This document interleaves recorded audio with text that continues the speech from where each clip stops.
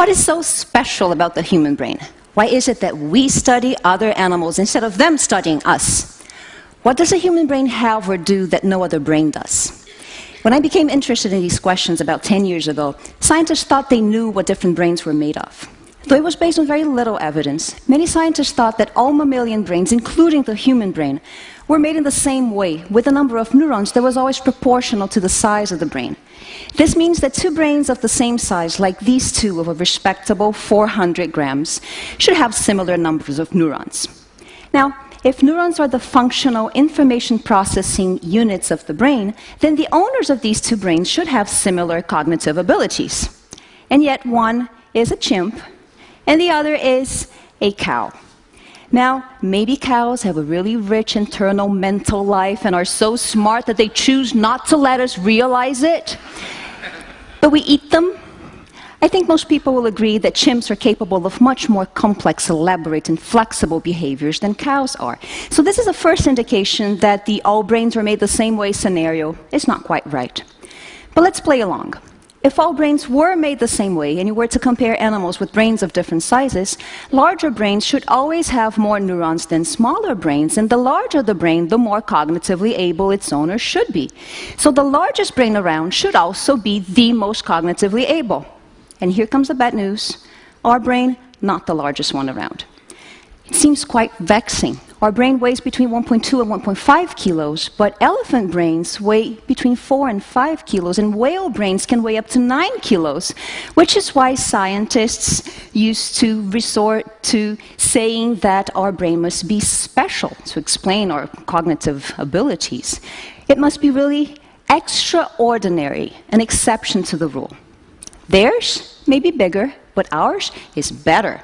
And it could be better, for example, in that it seems larger than it should be, with a much larger cerebral cortex than we should have for the size of our body. So that would give us extra cortex to do more interesting things than just operating the body. That's because the size of the brain usually follows the size of the body. So the main reason for saying that our brain is larger than it should be actually comes from comparing ourselves to great apes. Gorillas can be 2 to 3 times larger than we are, so their brain should also be larger than ours, but instead it's the other way around. Our brain is 3 times larger than a gorilla brain. The human brain also seems special in the amount of energy that it uses. Although it weighs only 2% of the body, it alone uses 25% of all the energy that your body requires to run per day. That's 500 calories out of a total of 2,000 calories just to keep your brain working.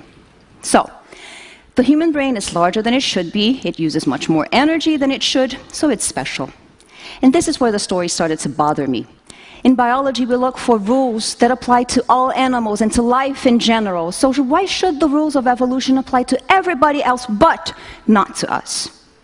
Maybe the problem was with the basic assumption that all brains are made in the same way. Maybe two brains of a similar size can actually be made of very different numbers of neurons. Maybe a very large brain does not necessarily have more neurons than a more modest-sized brain. Maybe the human brain actually has the most neurons of any brain regardless of its size, especially in the cerebral cortex. So this to me became the important question to answer. How many neurons does the human brain have, and how does that compare to other animals? Now, you may have heard or read somewhere that we have 100 billion neurons. So 10 years ago, I asked my colleagues if they knew where this number came from, but nobody did. I went digging through the literature for the original reference for that number, and I could never find it. It seems that nobody had actually ever counted the number of neurons in the human brain, or in any other brain for that matter. So I came up with my own way to count cells in the brain, and it essentially consists of dissolving that brain into soup. It works like this. You take a brain or parts of that brain and you dissolve it in detergent, which destroys the cell membranes but keeps the cell nuclei intact. So you end up with a suspension of free nuclei that looks like this, like a clear soup. This soup contains all the nuclei that once were a mouse brain. Now, the beauty of a soup is that because it is soup, you can agitate it and make those nuclei be distributed homogeneously in the liquid, so that now by looking under the microscope at just 4 or 5 samples of this homogeneous solution, you can count nuclei and therefore tell how many cells that brain had. It's simple, it's straightforward, and it's really fast. So we've used that method to count neurons in dozens of different species so far, and it turns out that all brains are not made the same way. Take rodents and primates, for instance. In larger rodent brains, the average size of the neuron increases, so the brain inflates very rapidly and gains size much faster than it gains neurons. But primate brains gain neurons without the average neuron becoming any larger, which is a very economical way to add neurons to your brain. The result is that a primate brain will always have more neurons than a rodent brain of the same size. And the larger the brain, the larger this difference will be. Well, what about our brain then? We found that we have, on average, 86 billion neurons, 16 billion of which are in the cerebral cortex. And if you consider that the cerebral cortex is the seat of functions like awareness and logical and abstract reasoning, and that 16 billion is the most neurons that any cortex has, I think this is the simplest explanation for our remarkable cognitive abilities. But just as important is what the 86 billion neurons mean. Because we found that the relationship between the size of the brain and its number of neurons could be described mathematically, we could calculate what a human brain would look like if it was made like a rodent brain. So, a rodent brain with 86 billion neurons would weigh 36 kilos. That's not possible. A brain that huge would be crushed by its own weight. And this impossible brain would go in a body of 89 tons. I don't think it looks like us. So this brings us to a very important conclusion already, which is that we are not rodents. The human brain is not a large rat brain. Compared to a rat, we might seem special, yes, but that's not a fair comparison to make, given that we know that we are not rodents, we are primates. So the correct comparison is to other primates. And there, if you do the math, you find that a generic primate with 86 billion neurons would have a brain of about 1.2 kilos, which seems just right, in a body of some 66 kilos, which in my case is exactly right, which brings us to a very unsurprising but still incredibly important conclusion. I am a primate, and all of you are primates. And so was Darwin. I love to think that Darwin would have really appreciated this. His brain, like ours, was made in the image of other primate brains. So the human brain may be remarkable, yes, but it is not special in its number of neurons. It is just a large primate brain. I think that's a very humbling and sobering thought that should remind us of our place in nature. Why does it cost so much energy then?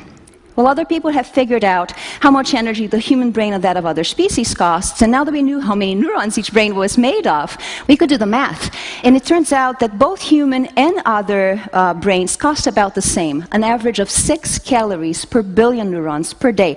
So the total energetic cost of a brain is a simple linear function of its number of neurons. And it turns out that the human brain costs just as much energy as you would expect. So the reason why the human brain costs so much energy is simply because it has a huge number of neurons. And because we are primates with many more neurons for a given body size than any other animal, the relative cost of our brain is large. But just because we're primates, not because we're special. Last question then. How did we come by this remarkable number of neurons? And in particular, if great apes are larger than we are, why don't they have a larger brain than we do with more neurons? When we realized how expensive it is to have a lot of neurons in the brain, I figured maybe there's a simple reason: they just can't afford the energy for both a large body and a large number of neurons. So we did the math.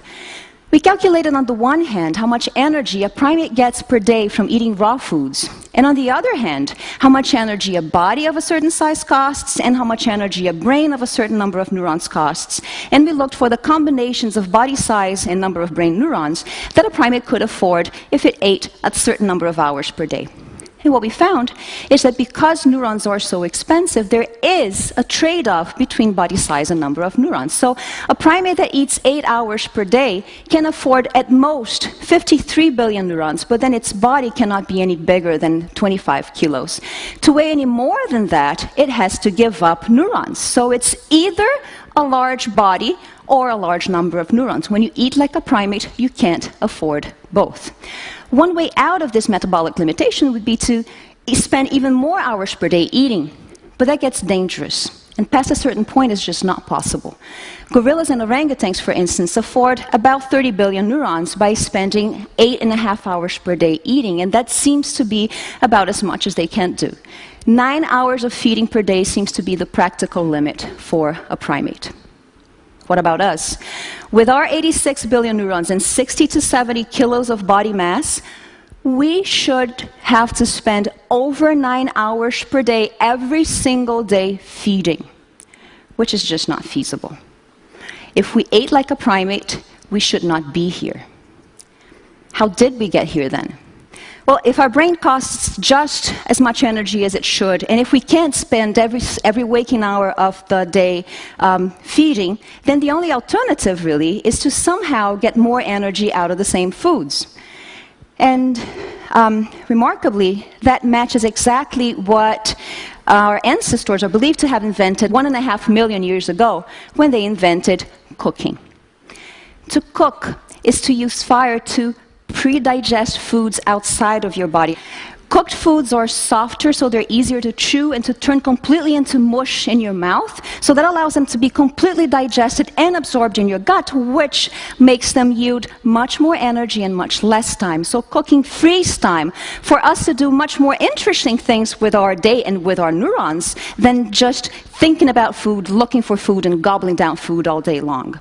So because of cooking, what once was a major liability, this large, dangerously expensive brain with a lot of neurons, could now become a major asset, now that we could both afford the energy for a lot of neurons and the time to do interesting things with them.